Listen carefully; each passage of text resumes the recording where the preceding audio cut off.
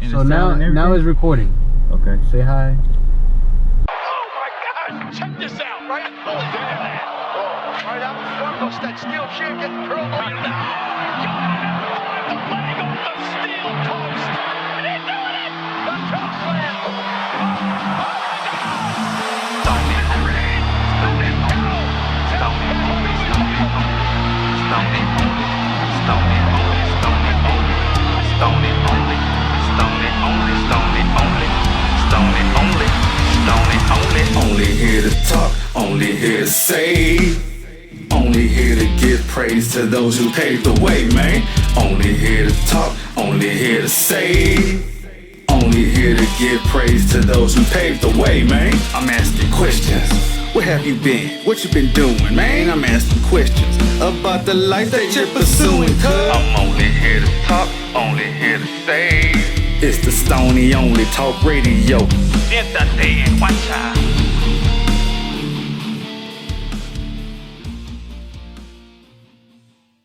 Welcome, ladies and gentlemen, to Stoney Only Talk Radio.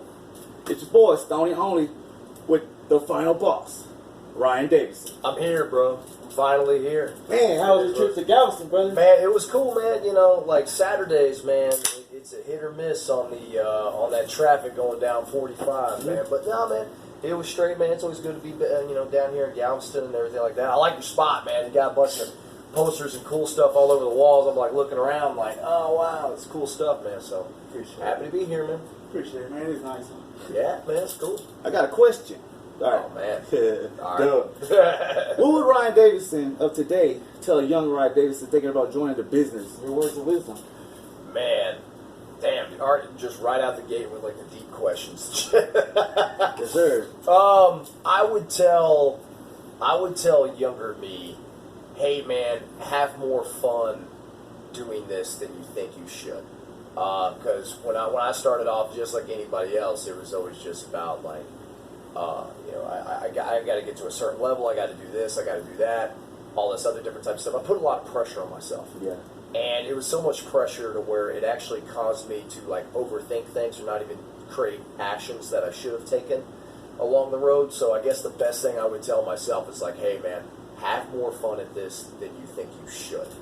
And just and keep plugging away, man. Because dude, my wrestling career has been such a blessing, man. Just because of the journey, not just all the things that I've done so far. It's extra, but the journey, man. That's really the big payoff. All right.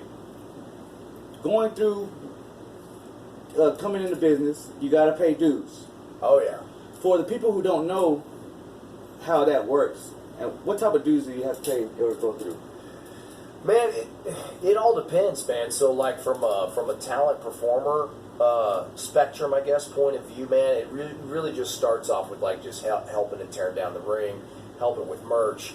It could be going out doing the street team stuff like the tickets and posting the flyers and everything like that. So when I broke in, man, like we didn't have Facebook. I'm gonna sound old as shit right now, but oh well. Like MySpace, Facebook, none of this was even created. Yeah. Like there was no Twitter, there was no nothing. There was internet and everything like that. Well, I think MySpace, actually, I take that back. MySpace was just a few years old by the time that I broke into wrestling. But like at that time, like nobody was really promoting their stuff, so you had to go out there and hustle on the street, flyers, everything like that, all that other stuff. And basically, like paying your dues through that was going in through there. And then it's also like the in-ring stuff. It's all the rolls and the bumps and learning the psychology and trying to learn from the veterans too. And it's a lot better now and stuff like that as far as just how like veterans treat the younger talent and stuff. And don't get me wrong, every now and then you'll get like a guy or a girl that will just think they're bigger than what they really are and everything like that.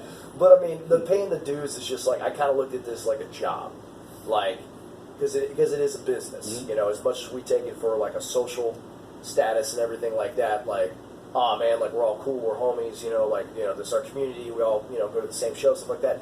It is a business in the point of just like when you're at a job, like you have to like kind of pay your dues going up to where it's like you start off as like a let's say the cashier, and then you work your way up into management, and it's like you're paying dues along the way in that way, like maybe staying later than everybody else, doing things like that. So like wrestling, it's really no different, where it's like chairs, once again, flyers, advertising, merchandise, stuff like that. Then you got to add the training on top of it. Then you're just trying to learn so you can get better, and then you have to make as many mistakes as you can without hurting somebody, and then that's and then that's just the way you learn and grow up, man. But the dues are different now. Like, dues are always going to be around, but the dues are different because I don't think the hard part in wrestling is making it, which I guess is the label for like getting signed, getting a contract or whatever. The hardest thing is staying there. Okay. You know what I mean? Because there's a bunch of people that can get hot or they get an opportunity, they go, and then, great, cool, happy for them. The hard part is staying there, staying relevant. Yeah. You know what I'm saying? And everything like that, because, I hate to say it, but, like wrestling news feed, that shit only lasts 24 hours. Like, you'll get your hype or whatever one day, oh, that's great, and then the very next day, it's like people almost, forget about it. What have you done for me lately, you think? Yeah, man. And so, it's a constant grind. It's a constant upgrade and evolution and involvement into social media, building your character, stuff like that. So dudes come in very, very many different forms. But as far as what I did beginning of my career, it was tearing down, setting up rings, putting out flyers, this, that, whatever, just trying to learn as much as I can about wrestling. So how do you get out of that class? When do people say, okay, you're done paying dues?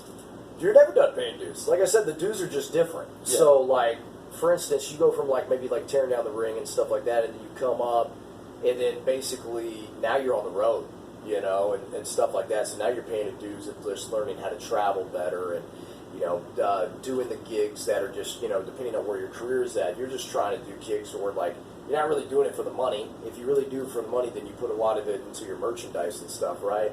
And then, you're basically, taking bumps, you're doing all these different shows, stuff like that, and you're hardly making any money, but you're just trying to get your name out there. So that's paying your dues at that level.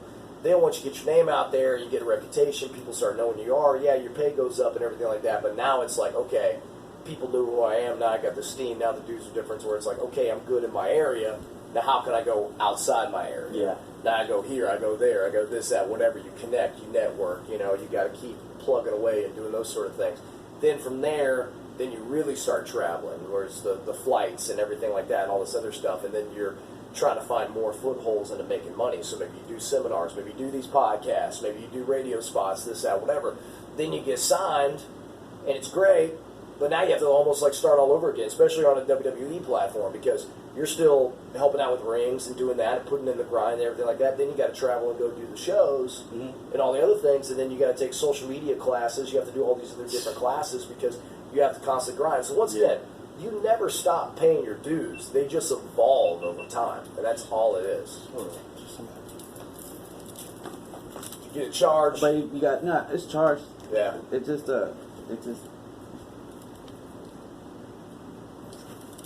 Got it. All right, cool. I see the blinking red light, so we're good. All right. What would you say is the hardest thing about being in the business? Or you already said it. Man, staying relevant. I don't think anything's really hard. It just all depends on what you look at, what you think is hard, really. I think the biggest challenge for people in pro wrestling is your mindset. That's the biggest problem. Of course, injuries, your body gets broken down, you go through changes, you wrestle hurt, things like that. The miles add up, especially living in Texas. We're not like on the East Coast where I can go, do a 4-hour drive one way, but I can hit up 3 or 4 shows because I went through 2 or 3 different states. 4 hours just from here, that's just to Dallas. You know what I mean? Yeah. That's just a one city. Texas is so big, and everything like that. And it's it can be tough, but I think the toughest thing to deal with in wrestling is your mindset, because it's constantly evolving. It's all about perception and manipulation, and what I mean by manipulation, you have to look at it in a good way, because there's good manipulation and bad manipulation, and I think that's really all it is. I look at pro wrestling status almost like fire, right?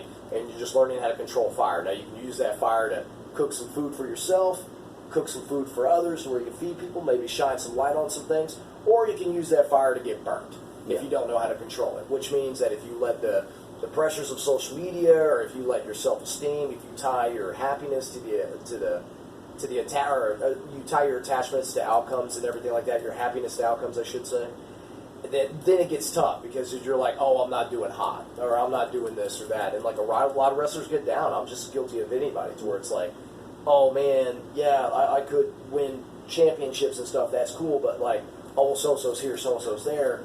And then, you know, it's almost like a constant judging battle. And I have to tell people all the time, I told myself for years, where it's like, man, it's not about that. You just have to really love doing this and enjoy it and building relationships and doing that. Like the money and things will come. And like everybody's story is different. Like when you compare yourself to other people, like let's say one person gets in the business, they're in there for a year and then they get signed. But then you got another person over here that's 8 years, 10 years in, and they haven't got an opportunity yet. Yeah.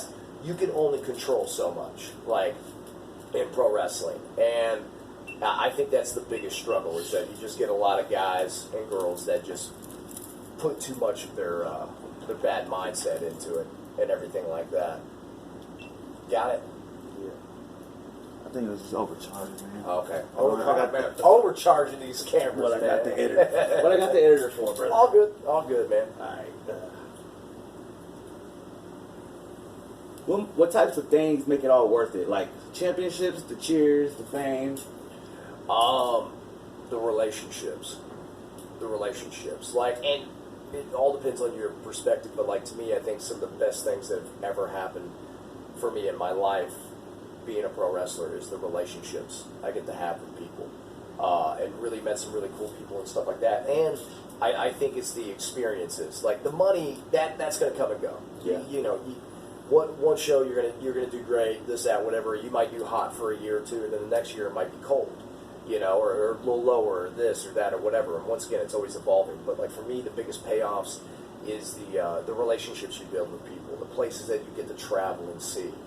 To say that I've been to I've literally traveled across the planet, literally to body slamming people, which is a really cool thing to say. Yeah, it's crazy. You know, and it just I think those are the big payoffs, man. The fact of like, I'll get fans or I'll get people that watch, and they'll be like how when you approach me, you're like, man, I've been watching you since 2010 at the Knights of Columbus here in Galveston. I'm like, shit, that's awesome. And I'm sitting there going, shit, that was 11 years ago. You know what I mean? Yeah. But like still showing support and love for wrestling and stuff like that goes like a long way, because in wrestling, all I've ever wanted to be was just very respected just by everybody in the business as much as I can, and I just wanted to be the type of performer and wrestler that if I walked into a building and somebody got excited because their name was next to mine, knowing that they were going to work me that night, like that's all I ever want. Like the day that people stop getting like excited to wrestle me, that's when I was like, okay, maybe I need to either change something or maybe I need to call it in. But like I still get people that really always want to wrestle me, and it's always a good time. So as long as I can keep that up, man, you know what I mean? Like to me, those are the biggest payoffs. You know, the money, titles, they go up and down, all this other stuff, enjoy it while it lasts, but really it's the relationships and experiences that make everything worth it to me. Okay. Let's talk a little bit about the picture you took with Jay Alexander, excuse me. Yeah. Y'all were outside. Yeah, we were in Bryan, Texas. This just happened last night as we record this. We were in Bryan, Texas for Lions Pride Sports. As I just went and just won their title basically on my first night, which I thought was kind of cool, you know. And Lions Pride's a great organization, and they were doing some outdoor show because they have like this big gathering that I wouldn't say it's a festival, but they have like this big community events going on in the middle of downtown Bryan, and Lions Pride did an event right there in the middle of downtown, which it looked cool. Yeah, man. Like coming up in wrestling, like outdoor shows always got a bad rap because it'd be like, oh, it's hot or it's this or whatever and everything like that. And granted, the conditions are not very ideal, and let's face it, most places, most conditions aren't ideal, but it's pro wrestling, so we make the best out of it, right? And during the pandemic, wrestling only survived from outdoor shows. If it wasn't WWE or Ring of Honor or Impact or whatever, it was just outdoor shows on the independents. So now I know it's got a lot more love and everything like that, but to me, wrestling in the middle of downtown in any city, because I've done it in New Orleans, I've done it in Texas City, I've done it in Bryan, I've done it in Oklahoma, I've had so many like downtown in the middle of the city shows. And shows like that are always so fun, man. And that's where me and Jay Alexander were, man. That was our first time tagging and everything. And Jay's a good dude. He trains hard at Row, at Reality Wrestling. Great physique, very passionate. Sometimes too passionate. Sometimes he takes himself too seriously at times. He needs to relax just a little bit. But a good dude nonetheless. And, great work ethic, man. So can't say enough good things about him. Yeah, he's always in the gym, man. Yeah, always, man. I guarantee you, as we're talking, he's in the fucking gym right now. I promise you he is. So. All right. Lately, you've been called the final boss. You've always been known as Ruthless to me, though. How many different nicknames have you had over the years? Well, Ruthless was a name that was given to me by my peers when I wrestled in Oklahoma. I mean, I'm born and raised in Houston, and then when I got done with high school, I went and played college ball at West Texas A&M, which that's the same university that Terry and Dory Funk, Stan Hansen, Bruiser Brody, Tully Blanchard, Tito Santana, all these cats played sports at Dusty Rhodes and everything like that, which I didn't know until I actually went to the school and I go, oh shit, like all these wrestlers went here, which is crazy, kind of ironic, I guess, little universe working in its ways. But anyways, when I got done with that, I was wrestling in Amarillo for about a year and a half, 2 years, and then I basically went into Oklahoma and went under Tom Jones, Mr. Ebony Tom Jones, and it was with New Mid-South, and basically while I was wrestling with all the veterans and the guys that were around that independence, they, I had a very aggressive style of wrestling and everything like that, and they were just my wrestling this show, and they were like, hey, you look ruthless out there. How about you call yourself Ruthless Ryan Davidson? So I go, okay, that sounds cool. I mean, instead of just Ryan Davidson, at that time. And it just stuck. It just stuck, really. And then that's just how that went. But, like, Final Boss, I'll be honest with you, that was Kiefer Bartek from New Texas Pro. Oh, yeah? He came up with that. That's and because him and I are big fans of Metal Gear Solid, a video game franchise, right? Yeah. So, you have like Solid Snake and everything like that, and then you have the Cream boss. Truck. Yeah, right. Yeah, you have the boss and everything, and me and Kiefer were talking one day, and he's like, you made this promo package. He's like, I kind of wanted to do this Metal Gear Solid theme, and he's like, I just kind of looked at this video as like, you're like the final boss of wrestling. Like, people have to go through you to kind of like get to the next level or this, that, whatever. And I was sitting there going, oh, that's pretty cool. I think I wrote that. So the final boss actually, stuck. And then, I've called myself the Cornerstone, too, because that was the whole thing. Sorry, man. No, you're good. I mean, at least we got one thing still recording, so it's all good. I'm not worried about it. Just cut. You can just cut and edit that. All right. Anyways, other than that, yeah, I got all these nicknames, I guess, or whatever. I mean, not as many as Jerome Daniels. if you know who Jerome Daniels is, or what he calls himself, Pink Griffey Jr. He's a great wrestler out of the Dallas area, Dallas-Fort Worth. He's real good. He's like family, like basically super close with Keith Lee. Okay. So, and he was on Keith Lee's documentary and everything like that. Jerome's a great wrestler, but, it literally takes them, 2 minutes to go through all the nicknames that he has. So, I'm not that crazy. But, yeah, I got a few, man, and I've been lucky that a few got to stick, so. Man, I like the way Chris Russo announces your final. Oh, dude, he's the best, man. Russo, he's not only a really good friend of mine just in the business, but outside the ring, he's a wonderful human being. He's by far my favorite person I've been on the road with, and everything. And don't get me wrong, I enjoy everybody on the road, but he's almost like a road wife, I guess. Like, you hear all the documentaries of the horsemen be like, oh, we're road wives, and this, that, whatever. He's basically like a road wife. He's like a brother, we always travel in style, and it's always funny. We just sit there and just laugh and tell stories and everything, and just when it comes to his announcing, man, you just won't find anybody better, man. So, yeah, he's great. He's awesome. Yeah, man. All right, you're a badass heel, a cool one of my favorites, but as long as I can remember, you always been a heel. Have you ever been a face? Yeah, man. If you Beaumont, I don't know what it is, but Beaumont, Texas loves Ryan Davidson, man. You're a cool heel, huh? That is, I wouldn't even say I'm a heel. I'm just straight, pure fire, baby face Ryan Davidson there, man. And that's the only place where I've been consistently just a good guy basically the entire time. I can barely remember a time that I was a bad guy there. Probably way back 2011, 2010, maybe something like that. But I've always been a good guy and everything like that. But majority of my career, I have been a heel, and I enjoy it because it's just I have a knack for making people mad. And you know, I just know I've been bullied when I was growing up, and I know little things that would like trigger me or make me upset. Yeah. So I just take those same things and I just put those into wrestling, and basically just the character, if I'm being a heel, is just, hey, if I saw this type of person on the street and I didn't like them, like how would I portray that in a wrestling ring? And that's what I do. And apparently I'm pretty good at it. Yeah. So it is what it is, but you know, it's been awesome, man. I love being a bad guy, and I also love like having people in a weird way just cheering and caring for them to see me just get my ass kicked. You know what I mean? Like it'll never get old to me. That's why I've always loved like working guys like Q and Brian Keith and Gino and all these other different guys that like people just love and really really like. And it just, you know, to me it's just much payoff to like take a move and like they're cheering because I'm the one getting beat up rather than the other way around, you know. Plus, just to make somebody mad is so satisfying, you know. It's so satisfying. You're doing it your really job, is. man. Oh yeah, man. You just do. It's great. So I love it, man. That's my preference for sure. Already. All right. I know in different territories, people are different characters, like heel and face. Which do you like being the most? If that's like in your whole career, like being face or heel? I think it depends on the season. I would tell you years ago it would be heel.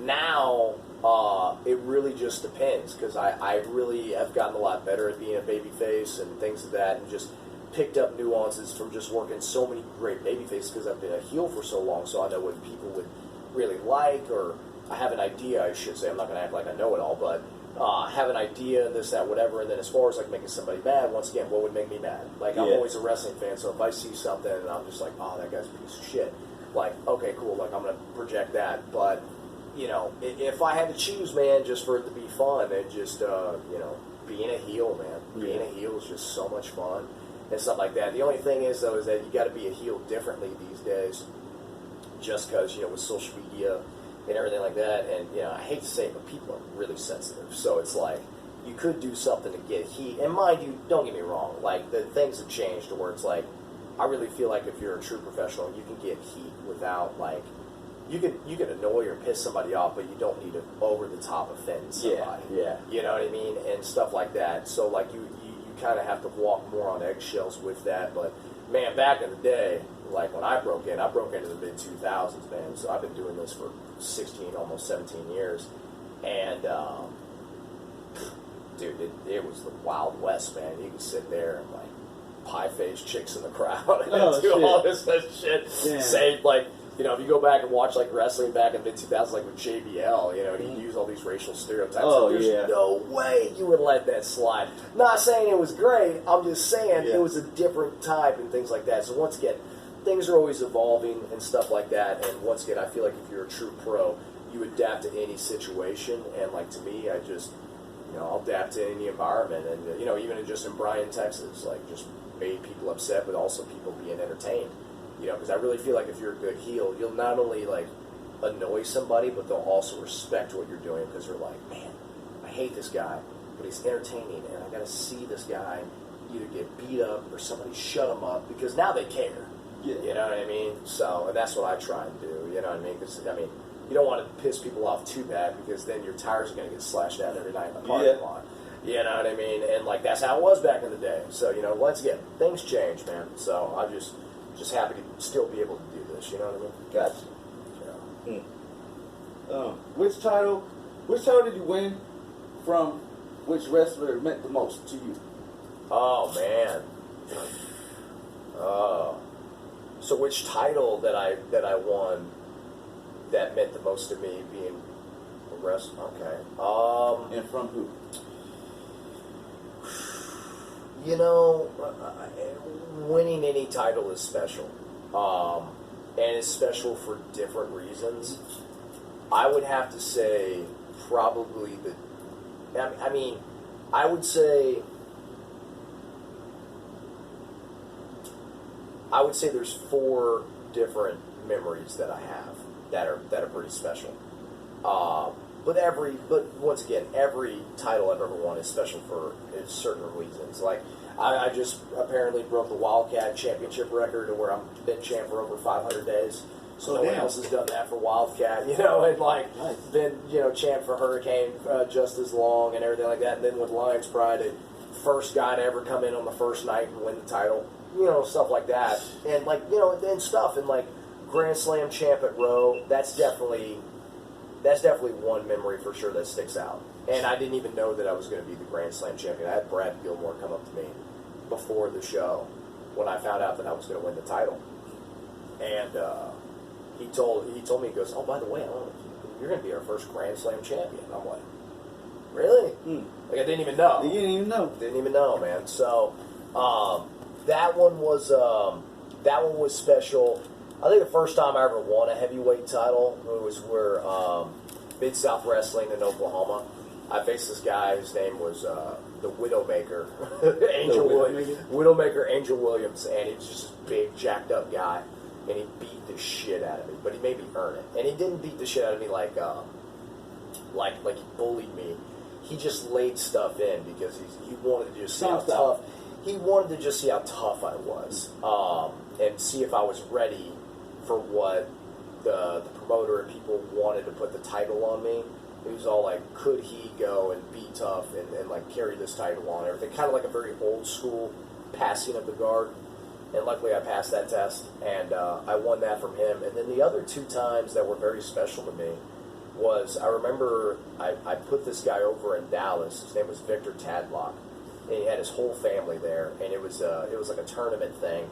And him and I were on the finals, and he beat me, and I got to see him and his family like celebrate, and because this is like the first title he's ever won, and like that moment right there was like my first time of like doing the favor for somebody, which really meant a lot. And then the other thing was too when Brian Keith beat me for the TV title back in like 2012, and he got to like hug his brother like in the runway and everything like that, because that was like the first major title that he got to win. Okay. You know what I mean? So like those, like I'll always remember those moments and stuff like that. But once again, I mean, winning, you know, stuff for All Star and all these other different titles across that I've done in Texas and around the country and stuff, like they're all special in their own way. But those four like just popped in my head of like what's really special. And like once again with the Rowe becoming a Grand Slam champ, like that was like a final like, okay, I did everything. You know what I mean? Yeah. Like, you know, like you are the I finally won the title and everything. And it was also funny too of like coming up through Rowe, like I would stress and really just work myself through the grind. I'm like, what am I doing that's missing to where I can finally be the champion and this, that, whatever. And the moment that I let go and just focus, instead of focusing on winning the title, I just focused on being the best wrestler that I could, then things just worked out way better than I ever thought, because I just focused on just being the champ. The thought of being Grand Slam champion wasn't even a concept in my brain. And that's a good lesson for anybody watching, is like, don't ever attach your happiness to an outcome. Be open to anything, enjoy the process, because things will just turn out so much better than you expect it to. And it did for me, and it still does. So it's great. It's nice. Yeah. Okay, my boy Paul Patterson, No Cadota on Facebook, wants to know, what's your most embarrassing moment? Oh man, I got a few. I'll say, okay, my most embarrassing moment, I will say, I have a few embarrassing moments, but I'll say the first time that I got to meet Booker T. I go into Book's gym at the time, which is over on Commerce Street in downtown. Yeah. Right? It's where the first school was. And, my buddy Adrian Sensation, who's my boy, he's like a brother of mine, he used to wrestle for Book at that time. He got me in to go ahead and be like, hey, Book, this guy's really good, this, that, whatever, because Adrian saw me at a show, and he's like, we need this guy at PWA, he'd be great. So Book's like, bring him in. So I come in, I get to meet Book, and I'm like, oh, wow, Booker T, right? Just how everybody is, because he's Booker T. Yeah, he's the man, right? Too, yeah. So he goes, all right, kid, so, you got some matches for me to watch. So I was like, yeah. So I had, like, these 2 matches from YouTube, and this is when YouTube just started. So I had 2 matches from YouTube at the time, And I showed him this, and it was a match I had against me and Robert Evans, who Robert Evans also is like Archibald Peck and Chikara. He was a writer for WWE. I think he's a writer for Impact now. He's done really good wrestling out in the Dallas area and everything for PCW Law. All these cats know him. Like, he's a great wrestler. Yeah. And there's one part in this match where we were wrestling at PCW to where Robert liked doing a lot of like comedy spots, like little gag spots, whatever, this, that, whatever. And there was a part to where like I went to body slam him. He floated over for O'Connor, and he pushed me to the ropes, and I hang on to the ropes, right? And he rolls backwards, but as he rolled backwards, he just dropped to his knees. He grabbed my tights and yanked my tights down to my ankles. So I'm jumping. I'm like, oh my god, my pants! And I'm trying to pull them up, and I'm falling down because I'm trying to be funny. It's entertainment, right? And all of a sudden, he gives me a few jabs. He hits the ropes, and then I clothesline him, and then pull my pants back up, and I'm like, all right. And then I continue the match. And Book was watching this, and I forgot showing him this match that moment was on this. Yeah. So the first time meeting this guy, he's gonna see me have my pants pulled down. Luckily, I was wearing a singlet underneath, but like I had a singlet top, but like I had long tights over it, so it still kind of looked like boxer briefs, I guess. But I'm tripling around. I'm looking like a Three Stooges skit or some shit. Getting tangled up and all this shit. And he was sitting there, and I was just kind of like, all right, yeah, cool. And I'm like watching, he just, all right, just stone faced, just watching, not reacting to anything. But it was a blessing that he saw that, and that was so embarrassing. Like, I was beat red. I was just like, oh my god, I'm such an idiot. Why would I ever show him this match? But he taught me a great lesson on like, hey man, you need to know the difference between he, and ha. Okay. And I sat there and I was like, okay, what does that mean? And he goes, when you're a wrestler, you want to always be entertaining. And you can do stuff, especially as a bad guy or heel, where you can have egg on your face, you can trip and fall, bust your ass. That's fine. But that's only like he. When you go ha, and you go over the top, people don't take you as seriously because now they just think you're a comedy act, right? He's like, when I got beat up by Stone Cold in the grocery store, yeah, that was ha, but the weeks after, no one, really remembers, but I went out and I'd go beat his ass and I'd go beat other guys' ass. He's like, I can always go out there and slip, bust my ass. I've done a bunch of goofy shit, but people always took me seriously that when I needed that moment to people to look at me and like I needed to beat somebody up, I kick someone's ass. They're like, all right, hold up, Booker T can whoop somebody's ass. Yeah. So know the difference between he and ha. And I go, oh, okay. That makes a lot of sense. Hold on, is that still recording? It's off, but that's on. Oh, okay, but that's on. Okay. But yeah, he taught me a really great lesson out of that. So that was one of the most embarrassing things. But man, I've like almost crapped myself a few times. Oh man, I mean, wrestling you could say it's embarrassing, but also at the same time it's entertainment, so I don't really know, but I mean, I don't know, I'm a grown man still wearing singlet in front of a bunch of strangers bouncing around, but yeah man, that's definitely an embarrassing moment for sure that I had that, and then there's other different stuff too, but I'll just leave it at that. I'll just leave it at that. He has another question. Nokadota, what did you learn from Japan, being in Japan? So much, man. First lesson right off the bat, dreams come true. Being in Japan was just, it was cool, man. And going back to what I said before about when I stopped focusing on it and just enjoyed the journey, it just kind of came to me. Because every time that I would press and like, how could I do this? How could I do this? How could I do this? All I was doing was getting in my own way rather than just wrestling, enjoying the process, just enjoying the process of getting better and better, and then being ready for those opportunities when they come. And that was the whole thing of like, when I got that opportunity, I was chosen to go by DDT and my buddy that went ahead and developed a business relationship with them. And really, he just wasn't even that he chose me. He just basically goes, here's some guys that I think would do really well. And there's like 12 guys that he went ahead and showed them.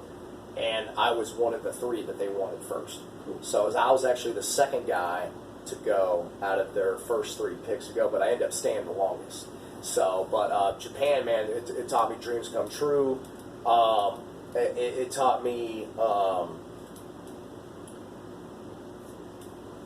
I mean, so many different things. It taught me, I could tell you, in-ring wise, just how to pace yourself, how to know when to turn things up and to shut things off as far as intensity goes, really knowing how to sell, projecting yourself, a lot of different styles on working for sure. Also, though, I think the biggest lesson too was being in Japan. I don't know how to speak Japanese, right? And I'm with a bunch of people that are from all over the world. So like when I got there was like 6 or 7 other guys. Like one guy's from Canada, another guy's from Spain, another guy's from here, another guy's from there. So there's literally everybody's from all over the world. It was like me and 2 other guys that were actually Americans, and everybody else was just from another country or from Japan. In fact, the first tag match I had there, I had to call my match in Spanglish because one of the Japanese wrestlers, Toru Owashi, he was trained by like Ultimo Dragon and did a lot of stuff in Mexico back in the day. So we kind of literally called our match in broken Spanish. Yeah. And just kept, so I'm talking to a Japanese guy in broken Spanish to go ahead and try and communicate our match. Plus, wrestling's its own universal language. So, but it really taught me to adapt, because that was another thing too. Like, I was in Japan, and I didn't want to just like stay at the dojo. I wanted to go out and see Japan. Yeah. And everything like that. So I made it, like, I was scared to death like each time that I went, but I was like, I'm going to go just explore, and I'm going to get on the trains, and I'm going to go see this and go see that and everything like that. And when you go and you put yourself out there, it might feel scary, but it's not as scary as it seems. Plus, in Japan, like, you can get around just fine. Everything's in kaijin Japanese lettering, and then everything's in English lettering. Like, you know how to navigate, you know where to go. Okay. It's very, very easy. You learn very quickly. I mean, I learned so much within like my first 4 days of being there. I'm just like, oh, okay, I think I got it. And then once I got it, and it was fine. And it was still adventure. So adapting, man, like not, just being able to walk, explore, enjoy life, enjoy the little things, being in Japan taught me so much in the ring and outside the ring, man. So it's a great experience. I can't wait to go back once this pandemic's been over with. Can't wait to go back. I already got vaccinated, so I'm ready whenever. Nice. So, all right, you went from hair to bald. Yeah. What caused the transition? Father Time is not kind to anybody, Stoney. Fuck, man, it's not kind at all. So I just got like this little arc thing right here that's going on, and my hair was thinning and everything like that, and I, could spend money on hair products, but I don't. I want to embrace it, and big thanks to my mom's side of the family. So apparently I just got that gig, and I don't know, man. I didn't want to keep getting haircuts and hiding my thin hair and all this other stuff, and screw it. I just went ahead and just shaved it, and then once I shaved it, it was funny. It was like most people were like, yeah, that fits you, and then other people were like, no, keep your hair. So it was like a back and forth type thing. But other than that, man, like, I enjoy it. I embrace my baldness, even though I'm like the thousands of other bald-headed beard dudes that are in pro wrestling. There's only one me, man. So I enjoy it, man. It's cool. It saves money on haircuts. That's all I gotta say. I'm 35. And I got all these gray hairs, but I'm not bald. Yeah, man. I got some grays too, man. But like, I can be honest with you. If I wanted to go buy Hims or like hair care products, I can totally get my hair back. Like, it's not a problem. Like, my hair grows back super fast. I don't know why, it just does. But there's just one area, like right above, right here, that just doesn't really grow that much. Everything's fine back here. Everything's fine everywhere else. It's just this one little arc right here. It's just so weird. But, hey, man, like I said, I just made the decision just to shave. And I always told myself, is like, once I think I start going, like, I'm going to start losing my hair, screw it, man. I'm just going to shave and just rock it. If it's good enough for John Travolta, it's good enough for me, bro. For real. So. Yeah. All right. Other wrestlers switched it up as well, but some not willingly. In your opinion, which hair versus hair match made you feel like they had the most to lose and lost and got balls? Are you just talking about like from independence, or are you just talking about from like pro wrestling? Yeah, pro wrestling. Oh man, the hair versus hair. I think my favorite one that I enjoyed was when Kurt Angle got his head shaved back in the day. That shit was hilarious. Yeah, and then, yeah. Then he turned into the headgear, Mhm. but the headgear with the mop wig. thing, yeah. Yeah, and stuff like that. So, like, to me, like, that's always kind of like a running joke amongst, like, wrestlers, man. Like, if we ever wanted to, like, thought about getting a haircut, you know, it's like, let's make some money out of it and turn it into a hair versus hair match, you know what I mean, and stuff like that. And it still goes on like that to this day, but I would have to say, like, probably my favorite hair versus hair match. I mean, don't get me wrong, you had Victoria Molly Holly from WrestleMania 20. Yeah. Because that was crazy. And you've had so many different hair versus hair matches and stuff like that. I remember, like, Triple H, I guess, did that to Kevin Nash, too. Like, Kevin Nash cut his hair, and then he had the buzz cut. Oh, yeah. Back then and stuff like that, and all that other stuff. But I would have to say Kurt Angle Edge. I still remember that. That's, I think it's Judgment Day 2002. Okay. I think. Yeah, I'm such a mark. But, yeah, he shaved his head and did the headgear. So I think Kurt Angle probably pulled that off the best. It did what he said. You think it's funny? You pull it off. Oh, He's yeah? like, yeah, you think it's funny? Yeah. Well, just the wig. It's not even the headgear. It was just the wig with the headgear because it was just so bad. It was just so bad. It, like, literally looked like someone, like, skinned his Shih Tzu and then put the hair on his head. Like, it was just crazy. Yeah. Crazy, man. Crazy.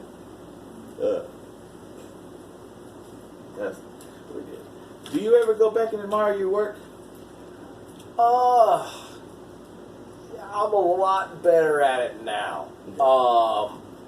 I'm a lot better at it now. I used, just like anybody, man, for years, I used to hate to watch myself wrestle. Really? Yeah, just because you look at it and you're just like, oh, I could have done this, or oh, I could have done that, or oh, God, I need to do this to my look, or do that, or whatever. But I've just kind of grown as, like, being older and being more confident in a lot of different things with the experience that I have. Like, don't get me wrong, I'll still always critique my work and stuff like that, and I don't really ever go out of my way to watch my matches, but I appreciate them a lot more. And I tell younger talent, too, to, like, hey, man, for anything bad that you see, double that with good things that you can see. Like, even, and it doesn't matter how small it is. Like, for instance, if you had a good lockup, or you hit the ropes really well, or you gave a really good suplex, like, and always, like, look for positives, and don't neglect them. Because if all you do is look for negatives, and you always look to see what you did wrong in a match, then you're just going to think you suck. Your confidence is going to go down, and then it's going to really show in your work. And then you'll put too much pressure on yourself. Yeah. You'll do things that are just not natural to you, and then your work suffers, and then it's just a downward spiral from there, man. So that's why, once again, just enjoying the process, stuff like that. And there's some matches I can go back and watch, man, and really enjoy watching and be like, oh, man, that was actually really good. Like, holy crap. Or, you know, go back and just be like, I remember that match. I was so mad about this, and then those mistakes like taught me such a good lesson, stuff like that, and then all these other things. And then it's also a trip down memory lane because you'll think about time frames and stuff. So there's definitely more good than bad about it that I look at, man. So yeah, I don't mind going back watching some old stuff and everything like that. And do I go out of my way? Like, am I sitting there at the house chilling? You like, do, oh yeah, I'm just gonna keep watching me. No, not at all. But, you know, if somebody's like, you know, oh, hey, I watched this match or whatever, or somebody, you know, I talked to somebody and they mentioned this time, I might go be like, oh, yeah, oh, wow, memory, let me watch this and just kind of reminisce and reflect and stuff. So I'll do that every now and then, but I'm a lot kinder to myself now watching my matches because, hey, man, we're always still working and progressing, man. You doing something right, you know what I'm saying? Yeah, I mean, so, you know, a little bit, you know what I mean? So, but yeah, nah, man, I mean, I got great guys to work with, man. I got great tools, you know what I mean? And that's really all it is. So trust me, I appreciate them just as much as anybody would appreciate working with me, man. So, all good. All right. Tell us about the first time somebody recognized you from being in the ring. Oh, man. I can tell you this. Yeah. I was wearing your shirt at the Royal Rumble. Yeah. And one of your buddies said, I'm going to take a picture because that's my buddy. I'm going to see he has a mark over here. He took a picture of and he sent me that picture, and I thought, dude, that was so super cool, man. I was with my buddy, Scott, and we were there for the Rumble. I haven't went to a wrestling show as a fan in forever, and I was like, oh, Royal Rumble at Minute Maid. Like, that never happened, so yeah, let's go to that. It was great. Just ran into a bunch of people. It was fun. It was a good time. Great event. That was right before COVID hit, you know, so it was great. But, Yeah, man, I mean, I can't remember the first time, but I remember being in restaurants or being at, like, IHOP, and people come up and be like, hey, man, you look like this guy, this wrestler, this, that. And I always gotten my whole life, like, hey, you look familiar, or, you know, this, that, whatever, da-da-da-da-da. But, like, when it became part of, like, wrestling and stuff, that was always a cool moment, like, IHOPs and restaurants. I remember a couple times being with, like, my family, like, waiters will come up and be like, oh man, hey, me and my kid just went to this show last weekend. We saw you work. Oh man, can I get an autograph for my kid? You know, so I'm like signing autographs in front of my mom, like looking at my mom, like, yeah, you see this shit right here? You know what I mean? Like doing stuff like that. I've actually gotten out of tickets too, speeding tickets. I don't really speed that much anyways, but I've been pulled over twice. And a cop would just sit there and I would just say, oh, I'm going in for a pro wrestling show, or this, that, whatever. Or there was the second time I got pulled over in a different state, the guy just happened to be at the show like a few weeks before. Okay. And he took his son with him because they both love wrestling. So he's like, oh man, I get you this ticket. You sign this, that, whatever. Nice. I'm like, yeah, cool, not a problem. Yeah. You know, did that, and that was about it. But yeah, man, I mean, it happens every now and then, and it's cool. I never let it get to my head. I more of anything, if somebody recognizes me, I always just ask, like, hey man, that's cool. How did you know, how long you been watching wrestling? What do you like about it? This, that, whatever. I've never and I don't think I ever will. I'll just take advantage of just being like, oh yeah, whatever. Like some people can be abrasive and like pushy, but like it's very now and then. I mean, we're all people, man. You know, so it's just kind of like, hey man, it is what it is. But it's always a cool feeling, man. It's always cool. Me and my boy were at the Royal Rumble, and he was wearing the Gino shirt, and I was wearing the Ryan Davidson shirt. Right. And there was countless people, they knew who y'all were. Like, of course they knew who you were. Like, Gino, I like your Gino shirt. I like your Ryan Davidson That's shirt. That's cool, man. Yeah, I didn't know that. And we were repping the ROW at the WWE. I appreciate it, man. And like, you know, that's the whole thing, man. Like going back to what you told me about like watching me 2010 and like Knights of Columbus. You know what I mean? Like you kind of forget that like a lot of people that have been coming up in the business and like watching it and everything like that. Like you just really don't know like how long they've been watching it. Like to me, like I think it'd always be cool to be like. You know, Roddy Piper said this in a promo when he talked to Jericho, to where he talked about, like, you know, a guy coming up to him and said, hey, when my dad was alive, like, my best times being with my dad were when him and I would be in the living room watching you fight Jimmy Snuka, you know, back in the day, Madison Square Garden, stuff like that. And I always thought that would be cool that I would be, like, a reason, not a reason, but, like, part of a reason to where, like, somebody connected with their dad or their friend or somebody just because they liked wrestling, you know, and do stuff like that, and hopefully I can be that way, and maybe I am already, I don't know, that'd be really cool, but like be a reason of like, oh, the reason why I'm closer to my kid, or I'm closer in a relationship with somebody, is because we would watch you wrestle, you know, and like to me that's cool, that's more than wrestling at that point, you know what I mean, so it's a cool thing, man. That's like, I grew up watching wrestling with my grandpa. But I was in Egypt, Texas, so I was a baby, I had a pet deer. Yeah. Yeah, I just had pictures of it. I don't really remember the pet deer. But, as far as I know, like I used to watch wrestling with my grandpa. And then he passed away. Time goes by, and my grandma like getting there to where she's about to pass. Right. And I was living in Houston, so I went and watched SmackDown with my grandma. Yeah. And my grandma was all into it. She ain't watched wrestling in a long time, but she got all into it. Oh yeah. Yeah. That's cool, man. She was, like, it brings people together. Wrestling brings people together. It does, man. It's a good thing. It's a wacky business, man, but it brings certain good people together, man, and like the community, man. Like, you know, once again, like, you know, you were asking me before we started this interview, like, how was Tampa?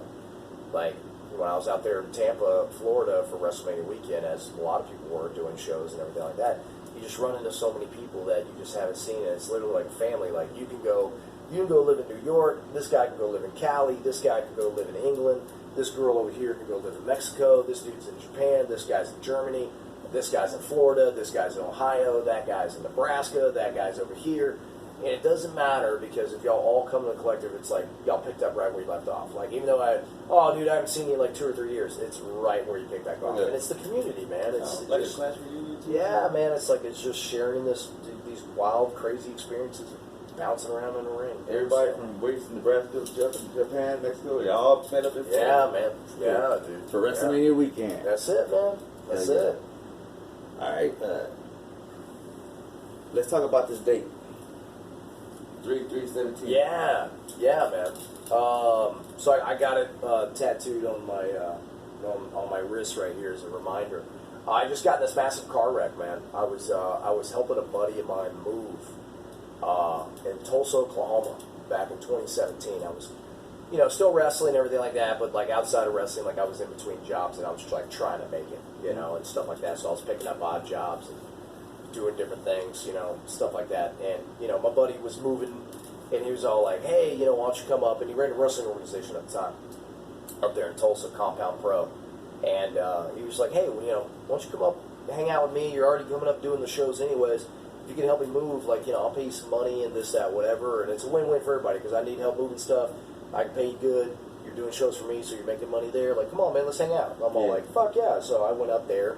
I had this beautiful 2008 blue Dodge truck that I miss every day, and I helped him move. Everything like that was easy. And then it was on a Friday, man, March 3rd, 2017. It was the same day the movie Logan, the Wolverine movie, came out in the theaters. It was the first day it came out in theaters, and I know that because I went and saw that movie later that night with a buddy, a different buddy of mine out of Tulsa. And I was having lunch with my buddy and his dad that I was helping him move. And I was driving back to their house. It was maybe about 20, 30 minutes. I was driving back to my buddy's house. I was driving on the freeway. 3 lanes consolidated into one. And apparently a car cut off an 18-wheeler to where the 18-wheeler slammed on its brakes. And then a moving truck hit the 18-wheeler. An Expedition hit the moving truck. And I hit the back of the Expedition going over like 65 miles an hour, and I took my eyes off the road for a split because I didn't even see everybody brake because I was driving and I looked at my gas gauge that was on the dash because my buddy was also fronting my gas, like helping me with my gas. So I was just looking at my gas going, "Oh, I think you maybe fill me up here a little." Boom, and I mean just 1001, 1002, bang, that was it. And I hit, spun, everything like that. How I didn't get hit by more cars on the freeways beyond me. And, I was able to kick the door open and get out. And luckily nobody got hurt. And it was something that changed. I even wrestled the next night, which wasn't smart, but I did. And that's when it hit me, like after I got done wrestling. And like I got like real emotional on just like, man, fuck, I could have died. Like that could have been it. Couldn't have had that match. I couldn't, like my last match or my last time would have been in Tulsa. Like I never would get to see my mom or my dad or my sister or my nieces, ever again. This, that, whatever. My nephew wasn't even born yet. And then a couple of months after that, Reality of Wrestling, they do these events to where they'll go visit like people that are paralyzed in certain hospitals in Houston. So at the Tier Hospital. So I've done a couple of these events in the past, so I went to do this one around that time, this time frame about a month or two after my accident. And I met this kid that was 19 years old, and he basically was paralyzed from the neck down. His mom was there, and, developed talking, everything was cool, and then, I asked her, how did everything happen? And she was very open, very sweet, I didn't like outright just be like, "Hey, what happened?" You know what I mean? Yeah. Like it's none of my business, but she was very open. We connected really well, and she told me that he basically was driving to the gas station to get a drink, and the roads were slick because it rained that earlier, so when he braked in his truck, the brakes weren't good. He slid off the road. He barely tapped a tree that was on the side of the road, but it was enough for a branch to break off and drop right on top of top of this pickup truck. And when it dropped, the roof caved in and snapped his neck. Oh, shit. And that was it. And he gave him, like, permanent brain damage, and he was paralyzed and everything like that. And I'm sitting there going, 19-year-old kid doing a third of the speed I was doing. Yeah. And he's here, and I'm standing right here. And when the event was over, I went in my car, and I cried for, like, over an hour. Just of, like everything, like I didn't even like fully process everything of what happened to me and everything like that, and I just knew that like I'm here for a reason. Like I looked at life totally differently, and that 3317 that I have on my gear, I have on my shirts, I'm gonna always have on my merch. Even the new shirt I got you, 3317's on it. I got it right in the D part right here, and everything like that, and it's a constant reminder, man, of just how precious life is and how fast it can go. and to really just never take anything for granted and just live life to the fullest, man. And like I remind myself every day, man, like I look down at my wrist, 3317, like, because that could have been the day I died. Like, that could have been it. And I'm still here. And then from that, man, like, life changed. That's when all these opportunities came. Japan, Canada, winning championships, doing this, doing that. It was all mindset, man. It was all just how I looked at things. And I'm still learning. Like, don't get me wrong, I'm not perfect. I definitely don't have life figured out. I still get upset. Yeah. I still worry about dumb crap. And I still get upset about dumb crap and everything like that. But that's the joy of being a human being and enjoying life. It's just learning and progressing, man. But 3317, man, that's my calling card. 3317. That's it, man. Hey, you want a Bud Light? I'll take a Bud Light. Hell yeah. I should have asked you. Shit, it's all good. I'm not worried about it. I appreciate it, man. I'll take a Bud Light. Hell yeah, man. This is Jackson Stone's favorite beverage. He calls this God's water. Jackson Stone. Cheers, buddy. Appreciate you. Cheers, man. Cheers, man. Thanks for having me on. Already. Alright. Delicious. You have 3 wishes to change the world. What would they be?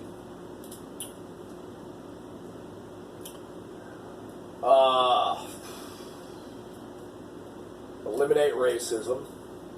Be number 1. Okay.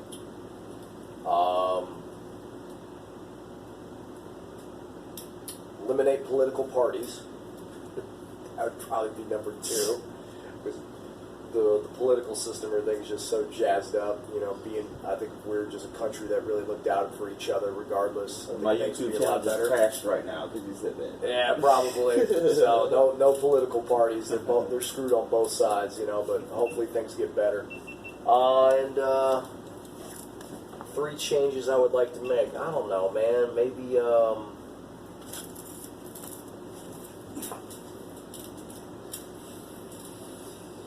you know, not to sound too much like a hippie, but I feel like if we have more awareness, and we do in a lot of different cases, but like, man, if we really just do better jobs of protecting the environment more, you know what I mean? Just Mother Earth, man, this is the only planet that we got, and if we just took better care of it, man, and really made some things work. But I think it starts with the society first, you know what I mean? Yeah. I feel like if we fix that, if we fix a lot of, you know, racial issues, hatred issues, things of that nature, make the world a better place, a safer place for anybody and everybody, take away a lot of different things that give so much humans so much power. And I know this is all wishful thinking, but if I had a magic wand, I'm pretty sure those would be the 3 things that I would take care of. I'd just be like, no racism, let's fix the system, and let's protect Mother Earth. That's basically what I would do. Good man here. All right, okay, for now, okay, you work out and stuff like that, so how important is cardio to weightlifting? Everything. In pro wrestling, you know, I can tell you, I mean, don't get me wrong, I'm not, you know, I consider a guy that looks like I can handle myself, but I'm not a body guy, right? I'm not looking around, I'm not going around looking like Mysterious Q or, you know, guys like Mysterious Q, Moonshine Mantel, you know, Will All Day, you know, Cam Cole. Those are like body guys. You know, Jay Alexander. That's a body guy. That's a bodybuilder. That's a body guy. You know what I mean? The aesthetics definitely helps because you're an athlete. You're doing athletic things, so you have to have that and you have to put that time in. So the better your physique, the better your chances of always being marketed. Because it doesn't matter if you're a good wrestler or not. If you have a great physique, you'll always be on a flyer. You will always be advertised because you have a great look. You know what I mean? But I would say as far as the in-ring, because I'll be honest with you, you can have a good presentation. Like, I look at your body almost like, and your look almost like as a movie trailer. You know what I mean? Like, you look at a movie trailer and be like, oh, man, this guy looks like he's really good, or oh, this girl looks like that she's fit, this, that, whatever, and everything like that, and be like, okay, people now want to see you. Now you got to go ahead and put out a good movie. Because if you just look good, you can't do jack squat in the ring. Yeah, it's like, they're like, what's the point? It's like, oh, the dude's got abs, or the chick looks good, but they don't know how to work themselves out of a paper bag. Yeah. You know what I mean? So that's where the cardio, the mechanics come in. And I'm not saying you got to be the greatest wrestler ever. You just need to know your lane. You need to focus on your positives and always work on your negatives, but always focus on the positives. Where, like, if you're a better entertainer than you are a technical wrestler, then entertain. Go out, because everybody has different roles and things to play. So, but as far as cardio goes, like, that's everything. If you can't breathe, you can't move. Yeah. I think Jimmy Johnson, a legendary football coach that coached like the Cowboys when the Cowboys were winning all the championships. We don't give a shit about the Cowboys. Fuck the Cowboys. But, you know, I mean, other than that, fucking Jimmy Johnson was a great coach. And he said, fatigue will make cowards of us all. And it's very true. Like, if your cardio's good and you've got good wind, it doesn't matter what's being thrown at you in the wrestling ring. You're always going to have fun. You can always deliver.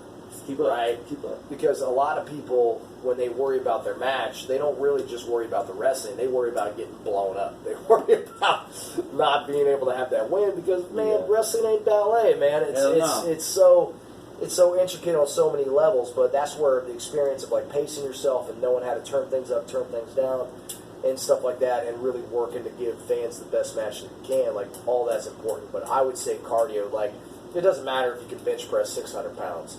Like, that's cool, and that helps, but at the same time, it's like, if you run the ropes for 10 seconds and you're sucking legs, it ain't gonna work. It doesn't matter what your bench press is. So I would put cardio over that for sure. Cardio. Yeah. Do you ever skip leg day? Man, I'll tell you what, these small-ass calves here, looks like I do skip leg day, but no. Thanks to my mom's side of the genes, I just happen to have bird legs, but no, I do not skip leg day. I try my best not to. I will admit, though, that I am not a fan of working out on legs. I hate squats. Yeah. I love RDLs, Roman deadlifts. I love deadlifts. I love leg extensions. Certain different. I like the basically the hip weighted squat. Basically to where you have the apparatus around your hips instead of a bar on your back, and you squat and you stand on a platform and do that. I love that. So I've grown to like doing leg days a lot more, but I used to hate them back in the day. I used to hate it. Hated lunges, hated all that shit.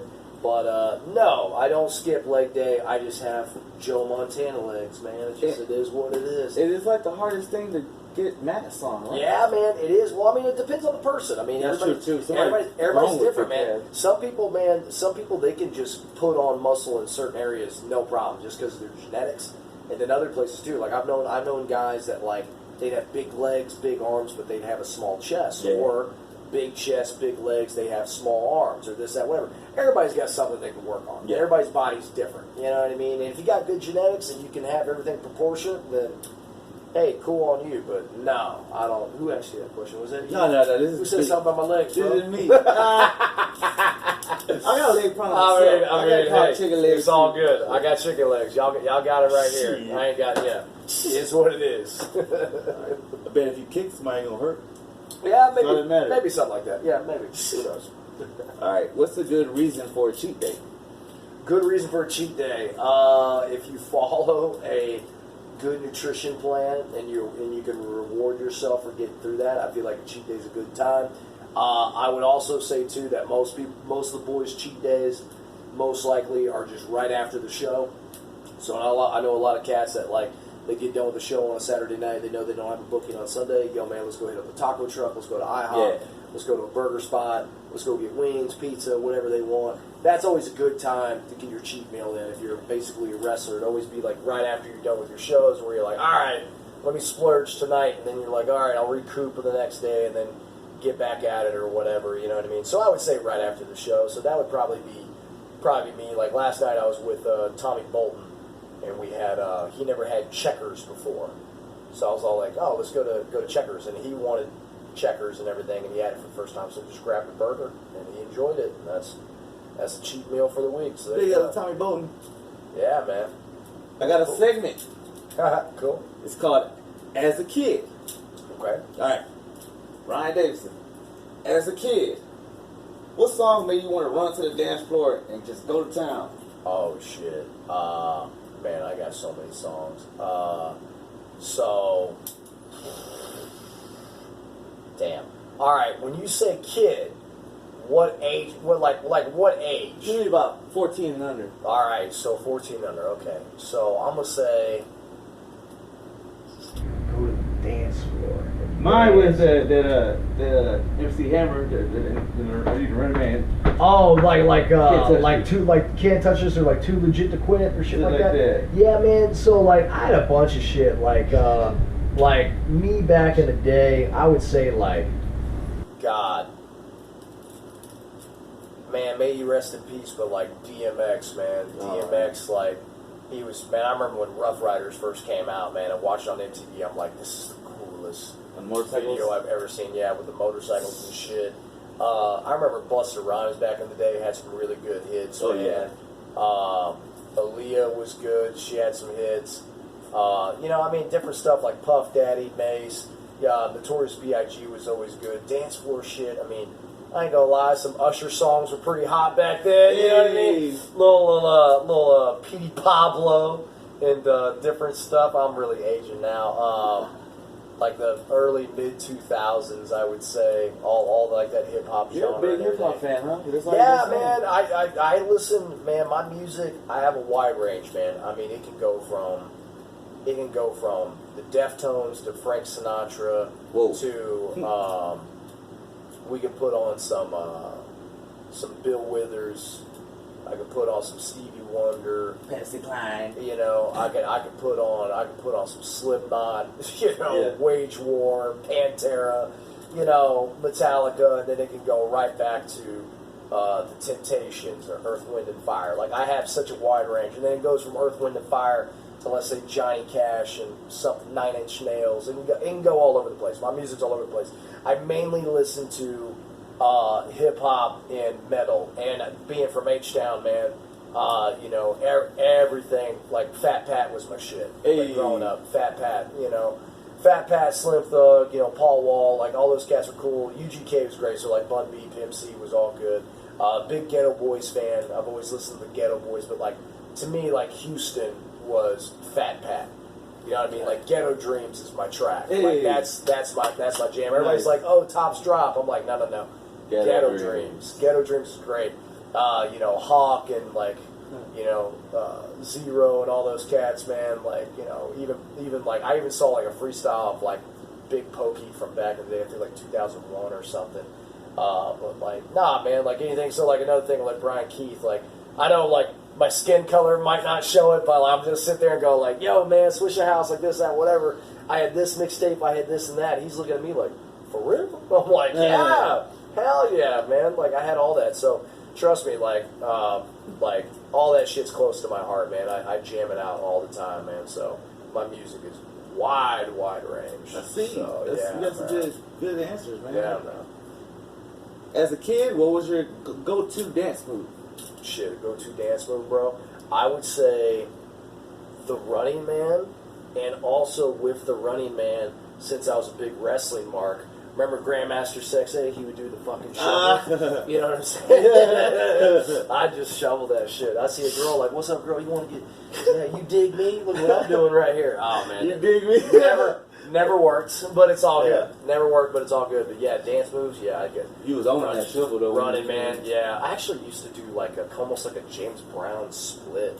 I was a weird kid. I used to do a split, not like a split like straight to the side. Like this leg would be bent, that leg would be straight. I would split and pop right back up. Yeah. I used to be able to do that back in the day. If I did it now, something would break. Shit. As a kid, which wrestler did you want to grow up to be? Oh man, the first two wrestlers that I admired the most, that really, I would say that made me want to be a wrestler, was Mick Foley and Triple H. Just because what they did, like I was a big fan of like Cactus Jack and like that whole feud from the 2000s and everything like that, 99, 2000s. And stuff like that, but I mean, like Stone Cold, Taker, Rock, you know, all those cats, were just so entertaining. Then when I really was serious about being a wrestler, then it was Eddie Guerrero, Benoit, Malenko, Mysterio. You know, it was just so many different people. Like I would appreciate like Booker T more and William Regal and like Fit Finlay. Arn Anderson, all these other cats. I was a big fan of like 80s wrestling too, so like Flair and the Horsemen and all this other different stuff. and everything. But like the list goes on and on. Like Mr. Perfect, Rick Rude, you know, like guys like that. I was always fascinated towards like the workhorses, and then I like big power guys. Like I think right before I really got into wrestling, like it was Mick Foley, Triple H, and then like a third would be like Goldberg. Like Goldberg would just go out and just like kill people. You know what I mean? Yeah. And everything like that. But yeah, man, I'm just a fan of so much different styles of wrestling, man. And I just got so many different favorites for so many different reasons. But as far as like what really made me like stick to wrestling, besides Stone Cold Steve Austin, was Mick Foley, Triple H. So yeah. As a kid, which female wrestler were you crushing on? Man, if it wasn't Amy Jo Johnson, the Pink Ranger, Mighty Morphin Power Hey, Rangers. for real, yeah, Hey, Kimberly. She was Kimberly. She was gorgeous. I would probably say the first female wrestler that I was attracted to. Yeah, you were crushing on. Oh man, I would say probably the first one was Trish Stratus, and then I would probably have to say after that was probably a mixture of like Dawn Marie and Sunny from back in the day. See, that's Sunny, yeah. Yeah, and then like don't get me wrong, everybody loved Lita and everything like that, but like when it came to looks, like Stacy Keibler was great. Oh yeah. Liz. Yeah, man. I mean, there's a lot of different great female talent that were attractive and really good in the ring, but I would have to say like the first one to where I was all like, "Holy cow!" was probably Trish Stratus. Yeah. That's a good answer. Yeah. All right. Name something your parents caught you doing that embarrassed you as a kid. Oh man. Yeah. Well, it's been a few things. I would say since we're gonna keep this wrestling and shit, so I don't want to talk about other shit. I won't say that, but I'll say my mom. I was so infatuated with wrestling in high school and everything like that. I did like backyard wrestling stuff. Nothing crazy though, not like glass tubes and barbed wire and everything. It was like my buddy would pull out his mattress and we would just do moves on the mattress in his backyard and like have like little trash cans and little pieces of wood and we'd put each other through tables and stupid shit because we just backyard wrestle, and then when we get tired of wrestling, we just go on the PS2 and play SmackDown. Here Comes the Pain for like literally 14 hours straight. And then if we weren't doing that, we were popping in old VHSs and DVDs and just watching wrestling. Like it was always just constantly wrestling. So the question was most embarrassing thing. I would have to say my mom. I had this big stuffed gorilla monkey. I don't know. I can't remember how I got it. It looked like I might have won it from a carnival. I can't even remember. And I would practice all my wrestling moves on it. And I was like maybe like a freshman or sophomore in high school. And I just happened to see this monkey, and I was like, come here. And I was like thinking of moves I wanted to do, this, that, whatever. And as I turned around, and I had this monkey up in the air. My mom looked at me. She's like, what are you doing? You're like, what, 15, 16 years old? No, I was probably 13, 14 at the time. Or no, 14, 15. So yeah, something around there. And I was sitting there like, oh, nothing. I was just looking. I thought there was a hole in the side of it as I'm holding this monkey up in the air. And she's just sitting there going, right. You know what I mean? Because it was like this giant stuffed gorilla that I had that did all these moves to it and everything. And yeah, I think that was an embarrassing moment amongst other things. But I'll just leave it at that. We'll leave it at that. Me and my boys used to practice on bears. But we used to Well, we used to do the when you roll against rope and then you roll into the pin. Yeah. We used to do that. We used to try to practice how to do that. Oh, the O'Connor roll. That's man. That can be difficult if you don't know what you're doing. We got it going on, man. Okay. I got that up my sleeve. Oh wow. There you go, man. Hell yeah. Have you ever broken any laws as a kid? Break any laws? Nah, man. I was a good kid. I pulled a lot of buddies out of jail. I'd come and get a lot of buddies out of jail, but breaking any laws? Nah, man. I was a good kid. My mom had a lot of trust in me, man. I didn't really do anything bad, but I'd still the way that our house was where I grew up, in Bel Air. It was an old house. Like I know you go to Bel Air now. It's these nice, big, huge 3-story homes, multi-million-dollar homes. It wasn't like that when I was growing up in Bel Air. It was a lot of small 1-story, like maybe 1 to 2 bedroom houses, like old school houses that were built in the 60s and stuff, 60s, 70s. And we stayed in this house. It was about a 2-3 bedroom house. It was nice, but it was also at the same time, it was like the worst house on the block. Like doorknobs would fall off, and like we have to turn the faucet on with a wrench, and stuff like that. Like trust me, I didn't have it. I'm not gonna try and act like I had it like so tough, but also I didn't have it great either. But we got by. We always got by, and I'd go to parties and stuff like that because I had a window that would open up, like, and I'd just go out the house and I'd meet up with buddies and we'd go to a party or something like that. But I never did anything that got me in trouble, and I was very open with my mom too. So I would tell her like, oh yeah, I went to this spot last night or this, that, whatever. But I would never like abuse any kind of privilege or anything. Like if I knew like my mom would get upset if I went somewhere that I wouldn't go. But I knew that, like, if she wouldn't really care or just like, oh, whatever, I'm going to go to the spot. Because I always let her know where I'd go. If I stayed out an hour or two extra, it was like, cool. We didn't have cell phones back then. Yeah. You know what I mean? So there's just like a whole different thing. Like, cell phones were around, but I just didn't own one. Yeah. So it really was no way. So I'd have to, like, borrow a buddy's phone or, like, leave a voicemail or on her answering machine from back in the day and just be like, hey, I just want to let you know I'm at so-and-so's house. I might spend the night. I might be home. I don't know. Love you. Bye. Boom. Yeah. And that'd be it. But no, I didn't start getting in trouble with law until some parking tickets came into play later on and shit. But other than that, man, I wasn't too much trouble of a kid growing up, man. So just doing my thing, man. Yeah. As a kid, what was your first kiss like? I mean, if you did get your first kiss as a kid. Yeah, no, I did, man. I kissed this chick by the baseball field in middle school. And it was the first time I ever kissed a girl. And I was so shy because I think like a group of students that like I had classes with but I weren't friends with saw me. They were like, yo, man, y'all kissing over there? And I like ran away. Like, oh, she's just like looking at me like, where are you going? And I'm just all like, oh, I'll see you tomorrow. You know what I mean? Like ran off and shit. But, yeah, I think that was, like, my first kiss. It was, like, some half-ass shit, like, as I was walking to the bus stop, yeah, it was, like, by a baseball field or some shit. I gave her a kiss. And, like, people saw it, like, oh, this all by. Fucked it all up. Fucked it all up, yeah. So, it is what it is. That's funny. No one's ever asked me that. That's funny. That's funny. All right. What's the nickname people called you as a kid? People call me Stony Baloney.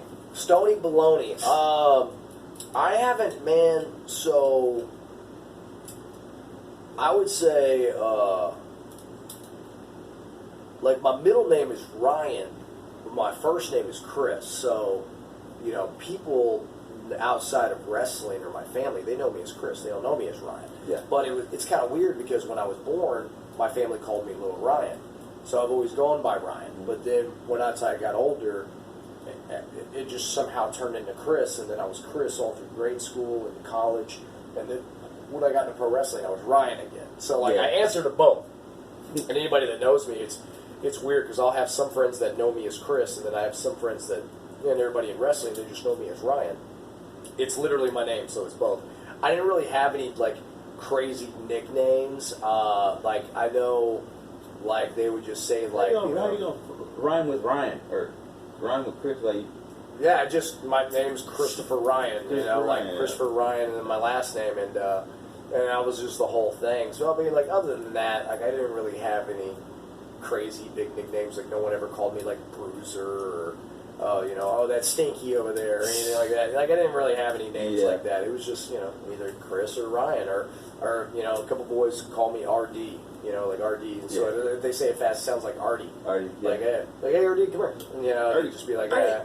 Also, now I get called Dad by a lot of people in the wrestling business because a lot of people come up to me for not only advice, but like just to talk about stuff with life and stuff and everything like that. And then I have Rory James, Izzy James at Row. He calls me Bear Daddy, which I'm like, that's kind of weird, man, but I'll let it slide. Yeah. But yeah, he calls me Bear Daddy, which I think is funny. But yeah, growing up as a kid, I didn't really have any nicknames.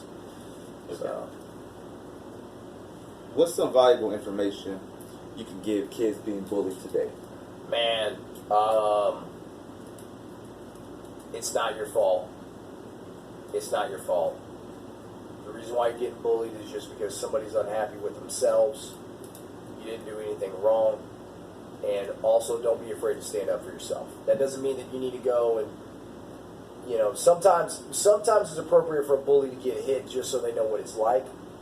But also at the same time, man, is that like, you know, it's teaching you a lesson in something. It's showing you something, because it just it's the best worst lesson to get on just how humans can really be.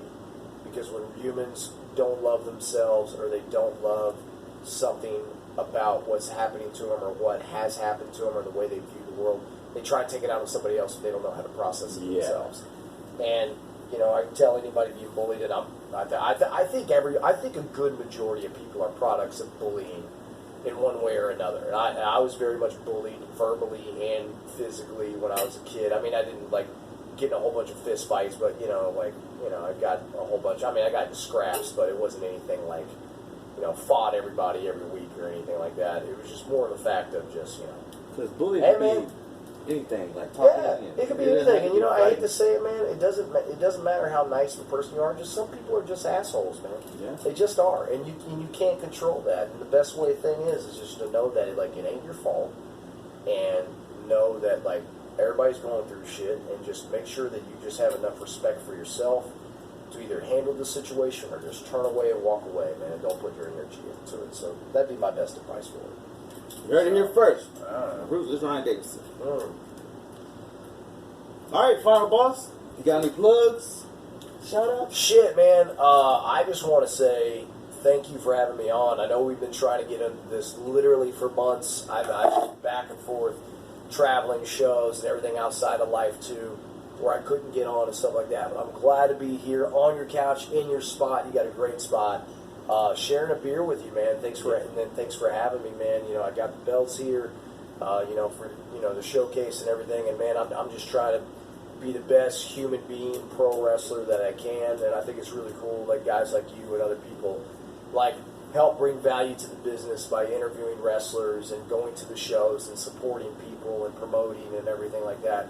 That's really cool. But for anybody out there, man, that on social media, on Twitter, Instagram, at RDBear57, the letter R, the letter D, BEAR 57, and of course Ryan Davidson on Facebook, I'm on YouTube and all this other type of stuff, man. And other than that, yeah, man, I mean, that's just it, man. I'm just plugging away. I appreciate you having me on, dude. All right, buddy. Sure, yeah. Hell yeah. All right, ladies and gentlemen, that's it for the interview with Ruthless Ryan Davidson on StoneyOnly Talk Radio. Facebook, Instagram, YouTube. Subscribe and like. It's the StoneyOnly Talk Radio. Siéntate, guacha.